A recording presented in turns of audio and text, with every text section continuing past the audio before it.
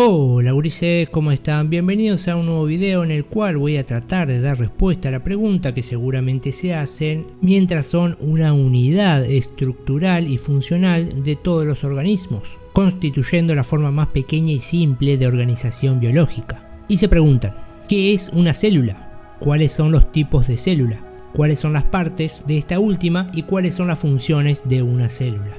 Así que comencemos por el principio.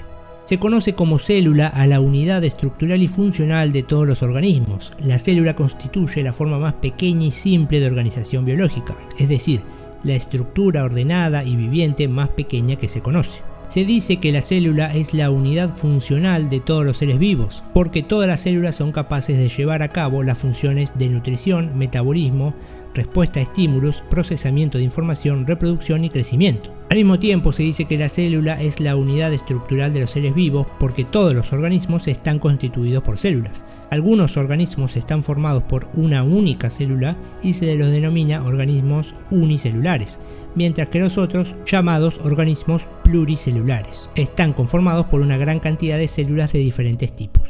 El tamaño de las células puede variar enormemente. Algunas pueden ser prácticamente visibles a simple vista, aunque la gran mayoría de ellas son microscópicas, es decir, solo pueden ser vistas utilizando un microscopio. Una célula promedio mide alrededor de 10 micrómetros, pero el tamaño celular es muy variado.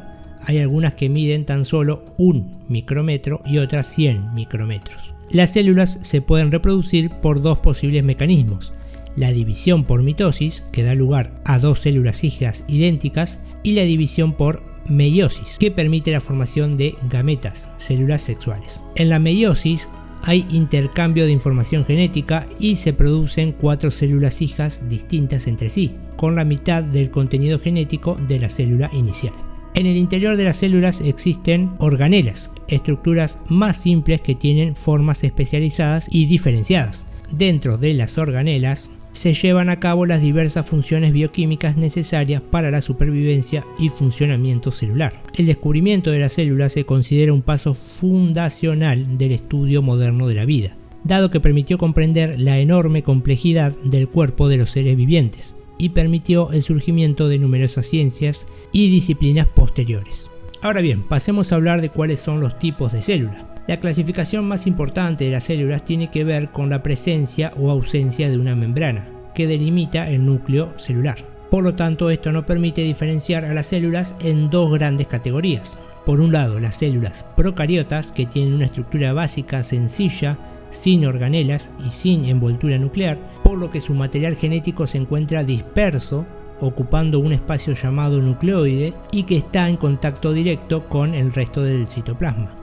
Fueron las primeras formas de vida en la Tierra y estos organismos son mucho más simples que las eucariotas. Todos los seres vivos formados por células procariotas son unicelulares. Y por el otro lado, las células eucariotas. Las células eucariotas tienen una estructura más compleja que las procariotas y poseen organelas con membrana en su citoplasma. La característica principal de este tipo de célula es que tiene un núcleo definido, donde se encuentra su material genético. Las células eucariotas son más grandes que las procariotas, pero tienen tamaños que pueden variar ampliamente.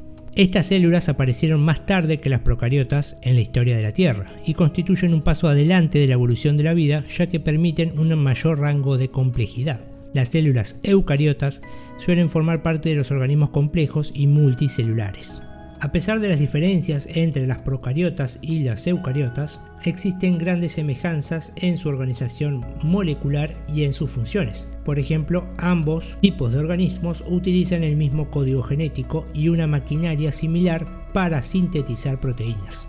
Existe una gran diversidad morfológica dentro de las células eucariotas, entre las que se destacan las células animales y las células vegetales. Si bien ambas tienen estructuras en común, también presentan algunas diferencias en relación con las funciones que llevan a cabo, como se muestran a continuación. Tanto las células animales como las vegetales poseen mitocondrias, que son las organelas donde se lleva a cabo la respiración celular, proceso que le permite a la célula obtener energía para todas sus funciones.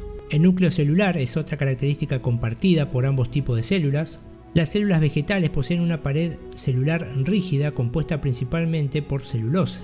Esta estructura le da forma a la célula y le otorga sostén a la planta. Además, las células vegetales poseen una gran vacuola que almacena agua y nutrientes. Las células vegetales poseen cloroplastos, organelas donde se lleva a cabo la fotosíntesis, proceso mediante el cual la planta sintetiza su propio alimento. Las células animales no tienen pared celular y presentan formas más diversas y a menudo irregulares. Por su parte, las células vegetales suelen ser más grandes y con forma prismática. Y por último, destacar que las células animales poseen dos estructuras exclusivas: los centriolos, que participan en la división celular, y los lisosomas, que son pequeñas vesículas que contienen enzimas digestivas e intervienen en la degradación de estructuras celulares.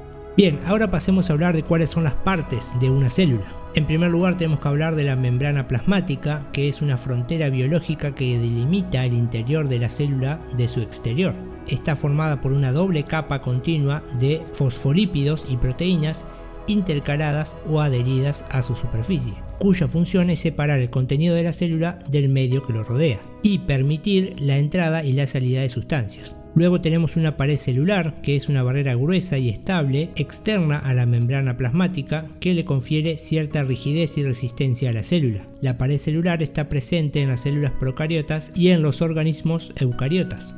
Solo se encuentran las células de plantas y de hongos. Luego tenemos el núcleo, que es una estructura limitada por una envoltura nuclear de doble membrana. El núcleo es una organela exclusiva de las células eucariotas y en su interior contiene la mayor parte del material genético de la célula, el ADN. Luego tenemos que hablar del citoplasma, que es la sustancia gelatinosa que llena el interior de la célula, ubicada entre la membrana plasmática y el núcleo, cuando está presente, y formada por agua, sales, proteínas y otras sustancias. La función principal del citoplasma es servir de soporte para las organelas de la célula y ayudar en los procesos metabólicos que ocurren dentro de ella. Y luego tenemos los orgánulos, que son estructuras membranosas internas que se encuentran en la célula y que desempeñan roles específicos, como por ejemplo las mitocondrias, que son las estructuras donde se lleva a cabo la respiración celular, los lisosomas, que se ocupan de la digestión y el aprovechamiento de los nutrientes, los cloroplastos, que son estructuras exclusivas de las células vegetales que contienen clorofila, indispensable para la fotosíntesis, ribosomas, que se ocupan de la síntesis de las proteínas, proceso necesario para el crecimiento y la reproducción celular, y los flagelos, que son orgánulos presentes en ciertas células y sirven para impulsarse en el medio ambiente. Estos últimos son típicos de seres unicelulares. Finalizando el video, pasemos a hablar de cuáles son las funciones de una célula, las cuales son muy variadas. Tienen funciones estructurales, que es construir tejidos, como el tejido adiposo, que es la grasa, o el tejido muscular y el tejido óseo de los huesos. Las funciones secretoras, que es generar sustancias indispensables para la vida y la autorregulación del organismo. Las funciones metabólicas, que es descomponer los nutrientes o transformarlos a lo largo del cuerpo, como hacen respectivamente las células digestivas en el intestino. Funciones defensivas, que ayudan al organismo a defenderse de agentes externos y eliminarlos, o a combatir enfermedades. Funciones de control, que es coordinar la enorme diversidad de procesos del cuerpo, transmitiendo información y generando reacciones específicas a estímulos determinados. Y las funciones reproductoras, que tiene que ver con combinarse con otras células sexuales provenientes de otro organismo de la misma especie para dar lugar a un nuevo individuo, es decir, la reproducción sexual. O dividirse, por su propia cuenta, por mitosis, para reproducir un nuevo individuo idéntico al parental, que esta es la reproducción asexual. Bien, hasta acá el video de hoy, espero que les haya parecido interesante o les haya sido de utilidad. Si es así, los invito a que le den me gusta al video, a que se suscriban al canal y, como ya saben, hasta otro dato de color.